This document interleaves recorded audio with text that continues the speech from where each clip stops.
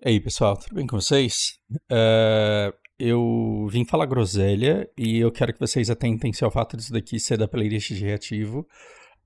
Então eu tô muito emotivo e eu não preparei nada do que eu vou dizer.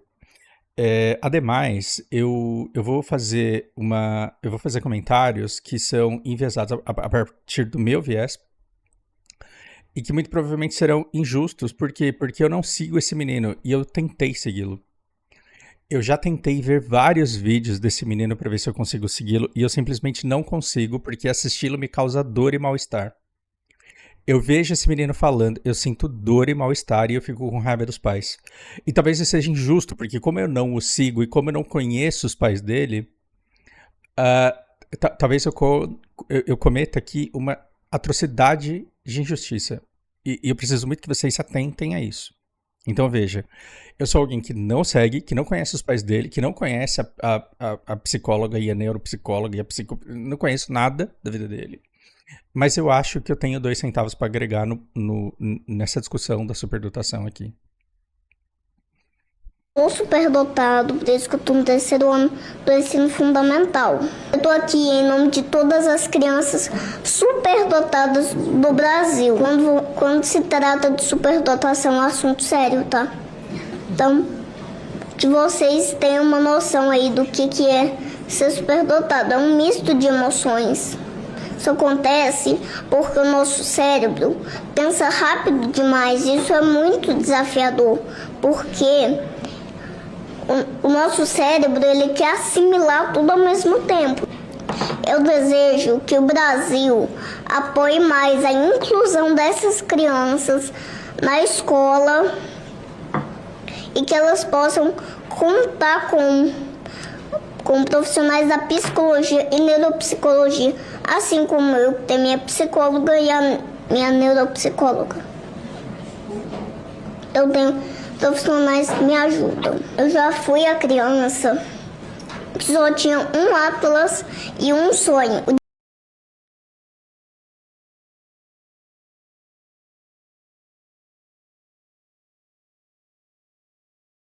Cara, que vontade de abraçar esse menino.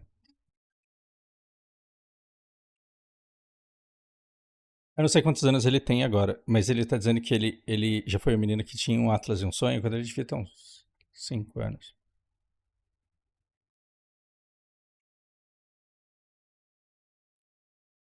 Pais, superdotados. Eu tenho uma coisa muito séria pra falar com vocês.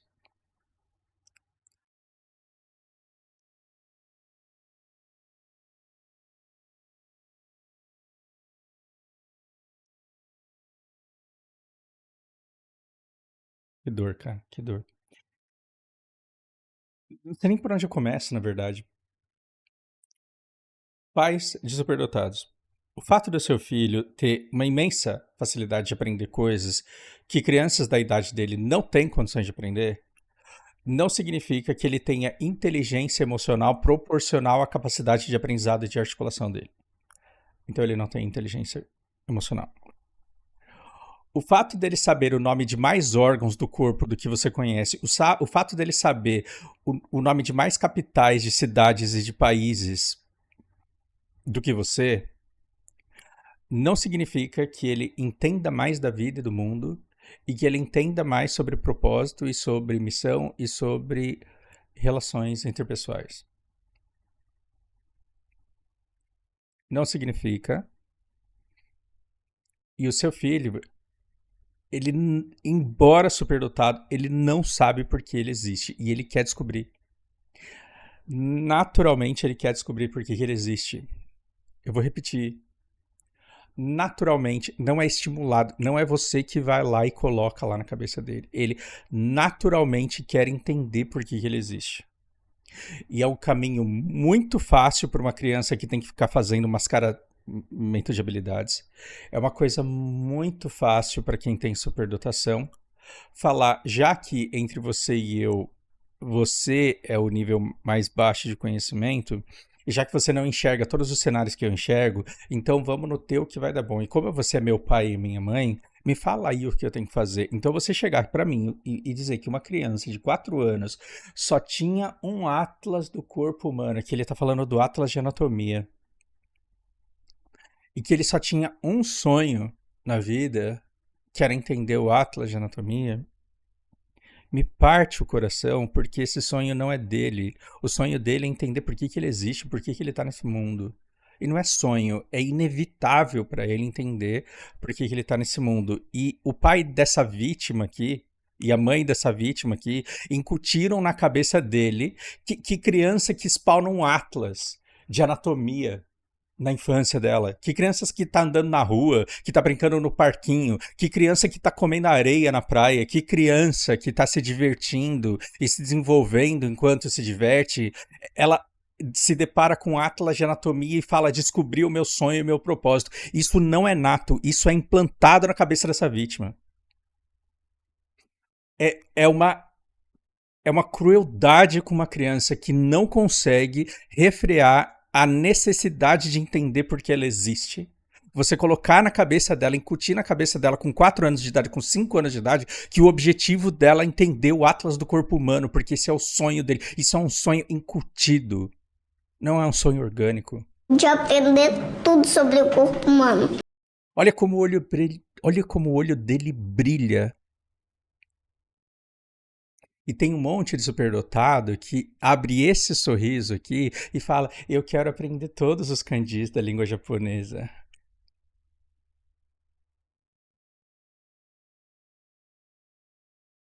Na idade desse menino aqui, eu tava querendo aprender tudo sobre a Bíblia.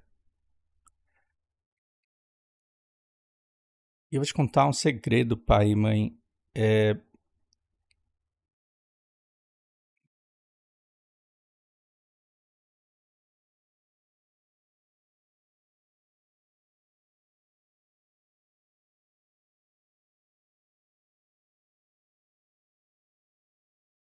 Eu não sei como explicar isso.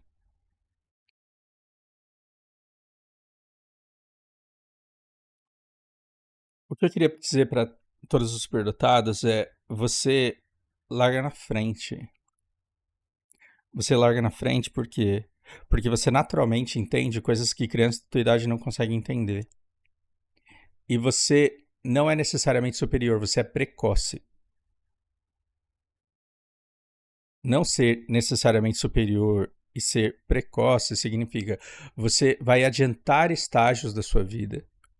Você vai adiantar estágios da sua vida e não significa que você vai mais longe do que todo mundo em todos os assuntos medianos. Você pode até ir, mas esse avanço nesse estado, ele não vai te dar controle e satisfação, ele vai te dar desespero e insuficiência.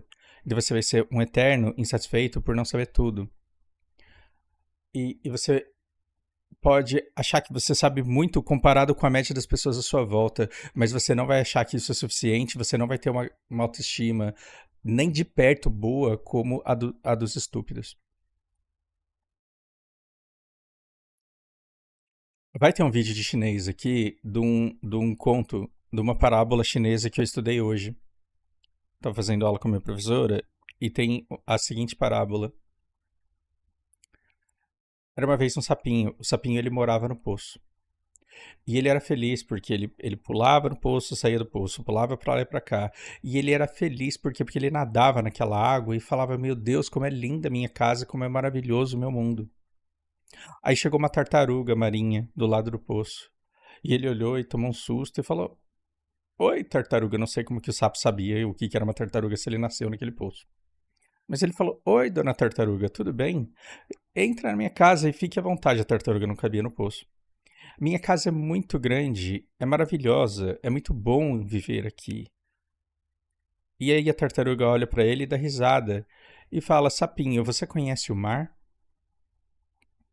E o sapinho fala: não, não conheço o mar. O que é isso?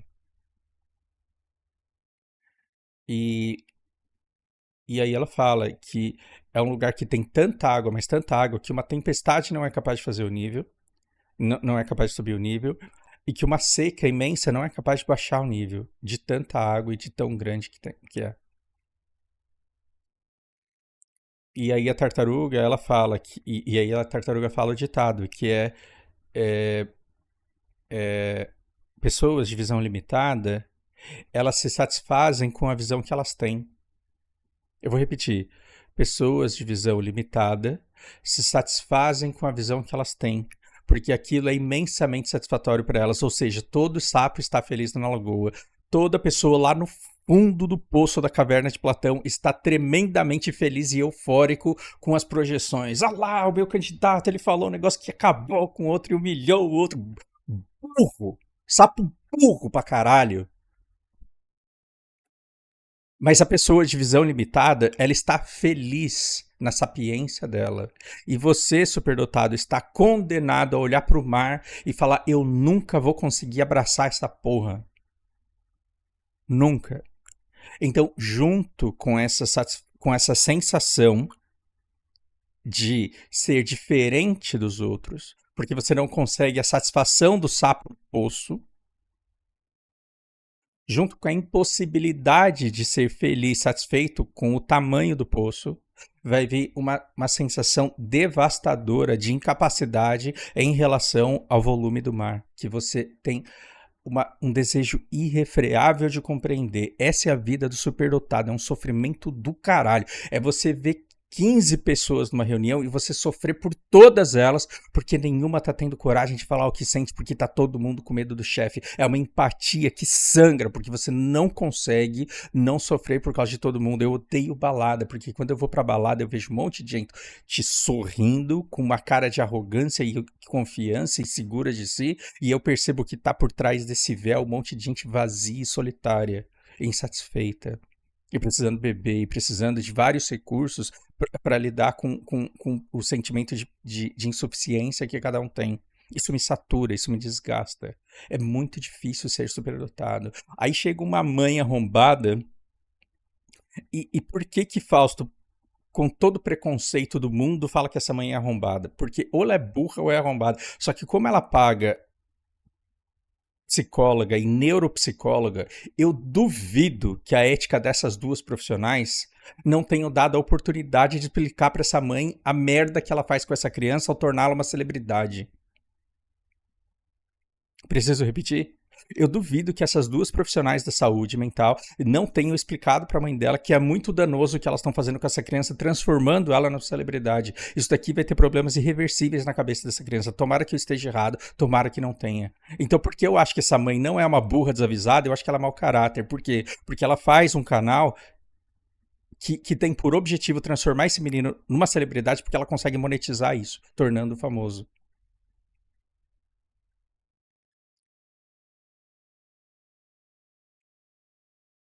Então, quando eu tinha a idade desse menino aí, eu já sabia da Bíblia mais do que os anciãos. Eles falavam da Bíblia, eu falava, não é isso que está escrito, é isso aqui, ó. Por quê? Porque eu sabia, e era o meu objetivo entender essa porra toda. E aí, esse menino vai inevitavelmente sair da caverna de Platão. Ele vai falar, caralho, mas esse livro não faz sentido. Tá faltando alguma coisa aqui.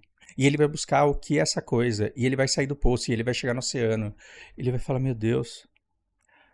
Antes dos meus 7 anos, que é quando a minha identidade vai ser talhada em pedra para eu nunca mais deixar de sofrer por isso, por conta do que fizeram com a minha autoimagem. Antes dos 7 anos, me talharam em pedra e me fizeram uma celebridade superior a todas as outras pessoas. E quando eu crescer, eu vou ler Flores para Algernon e vou ver que eu estou muito longe de ser uma pessoa super inteligente. E que, muito pelo contrário, eu tenho uns debuffs que vão me atormentar pro resto da vida. E aí eu chego num ponto em que com 10 anos eu sei tudo que um médico sabe, mas com 30 anos eu não consigo saber mais do que um médico sabe, porque esse conhecimento é limitado. E ele é faulty, ele é falho. A mãe dessa criança está dizendo: existe um conhecimento absoluto no qual você será feliz.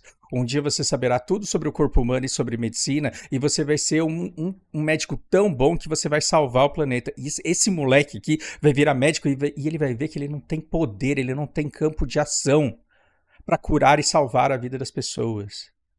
E ele vai olhar para os resultados dele, para o resultado de outros médicos, e vai falar em casos super complexos que requerem análise de múltiplos cenários simultâneos, eu consigo às vezes me destacar, mas eu perco para outros profissionais que tiveram um método, que estudaram muito e que têm uma experiência que eu não tenho. E aí ele vai falar toda essa superioridade era fake, era só precocidade.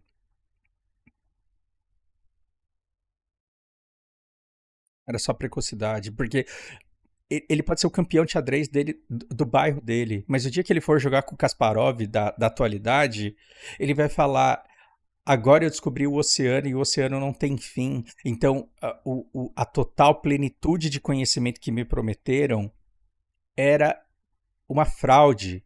Quando esse menino fala, eu só tinha um atlas na mão e um sonho que era saber tudo, esse menino tá num poço, acreditando que o mundo é o poço, e quando ele chegar no oceano, ele vai falar: não dá para saber tudo sobre nada. Não dá para saber tudo sobre nada na vida. Mas a mãe dele tá incutindo na cabeça dele que dá. Essa criança vai ter muitos problemas, ela vai ter sérios problemas, principalmente quando ela vê todo aquele monte de gente burrinha superando ela em múltiplas tarefas, porque elas se especializaram e se dedicaram tempo suficiente. E aí ele pode até saber. Olha que engraçado, na época em que eu manjava muito mais da Bíblia do que anciãos e pastores, eu também tinha compulsão por decorar números. Por quê? Porque como eu era imposto uma clausura contra a minha vontade, como eu era compulsoriamente colocado sozinho e obrigado a lidar com a minha própria companhia, números me tranquilizavam. Por quê? Porque diferente da minha madrasta, eles eram previsíveis. Então eu tinha uma lista de telefone, é que vocês não sabem o que é isso, mas na minha época não tinha contatos no celular. Existia lista telefônica e existia agenda de telefone de pessoas conhecidas. E parte do meu mascaramento de habilidade, grande parte do meu mascaramento de habilidade, era não deixar claro que eu sabia o telefone de absolutamente todo mundo que eu conhecia, de todo mundo da igreja, da escola, dos contatos do meu pai. Eu sabia de cor o número de telefone de todos porque eu gostava. Na época em que eu estudei, a quinta, sexta série, o Brasil tinha 8.511.965 quilômetros quadrados. Agora ele ganhou território mais do que isso. E eu detinha no cérebro esse tipo de informação. Por quê? Porque era divertido para mim e me tranquilizava e me acalmava. Era uma coisa sobre a qual eu não tinha controle. Sabe para que isso serve? Quando todo mundo tem um celular com todos os contatos à mão? Para porra nenhuma. Ou seja, o acúmulo de informação, numa época em que informação ela tem acesso imediato, não vale nada se você não tiver interpretação. E a família dessa vítima aqui tá colocando na cabeça dela que é muito legal para você ter um canal no YouTube, você ficar lendo o Manuel Merck de cabeça. Se você não sabe o que é Manuel Merck, você se fudeu. Mas esse menino, ele acha que entender toda uma patologia, uma posologia e citar tudo isso de cabeça porque ele decorou é uma coisa que o torna especial e que um dia vai torná-lo um médico bom. E pasme, o fato de eu saber o número de todo mundo, não sabia que ligando eu teria alguma coisa para falar com eles. Não significa que eu saberia o que conversar com essas pessoas. Então essa criança, ela pode impressionar com um monte de conhecimento que é senso comum, e ela pode não conseguir fazer nada com isso porque os pais colocaram na cabeça dela que ela precisava decorar isso e que ela seria especial e que ela faria diferença no mundo simplesmente por sair declamando e recitando informação. E isso é uma violência com essa criança. Por quê? Porque a criança não tem como se defender do que as pessoas à volta fazem com ele. E todas as pessoas à volta dele estão dizendo: você é especial, você é especial, você é especial, você é especial, você é diferente de todo mundo, você não precisa se esforçar, você é diferente, você vai conquistar o mundo quando você crescer. Isso é uma violência que você faz com uma criança. Sabe quem que escutava isso? Justin Bieber. Sabe quem que escutava isso na infância? Britney Spears. Por quê? Porque eles eram as estrelas precoces e quando elas perderam aquilo que era interessante, que é quando você fala de uma patologia, de uma posologia, sendo um médico adulto, quem é que fala: uau, 5 dias para o vírus vai começar a manifestar sintomas? E mais 5 dias pro corpo fazer os anticorpos pra atacar e curar você. É um médico de verdade. Você sabe muito. O que que eu tenho que tomar agora? Me fala. Eu tenho que tomar. Você já viu o médico sendo enaltecido porque ele deu um diagnóstico e apontou uma cura? Olha o que os pais dessa criança estão fazendo com essa vítima. Ele está sendo enaltecido não por ser inteligente, ele está sendo uma vítima porque ele está sendo enaltecido por ser precoce. E aí essa criança vai crescer escutando eu sou especial, eu sou especial, eu sou especial, eu sou especial, quando na verdade ele só é precoce. Quando ele for adulto, sabe o que ele vai ter de especial? Porra nenhuma, porque ele fez medicina, caralho. Ele tem que saber a porra da patologia. E aí ele vai falar, cadê a minha chuva de elogios? Cadê todo mundo querendo me abraçar? Cadê todo mundo dizendo que eu vou ser bem sucedido? Justo na minha vez me formei médico, tem médico me mendigando emprego pra ganhar 3 mil e trabalhando em Uber. Ah não, mas você é mais inteligente, você vai conseguir ir mais longe. Aí, o moleque, ele gosta de estudar. Quem diz que ele gosta de cuidar de catarrenta em pronto-socorro?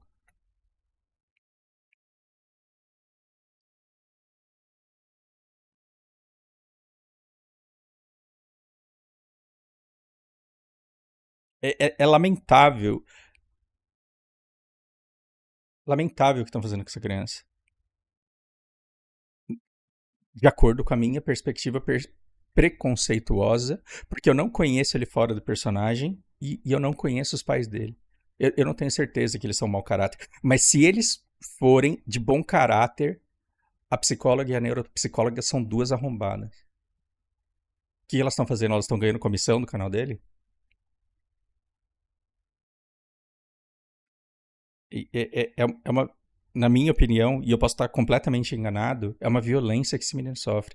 E ele vai sofrer muito. Tomara que ele encontre comunidades superdotadas para falar: tá tudo bem, cara, eu me fudi desse jeito aí também. Eu já passei por isso, é foda, né? É complicado. Tomara.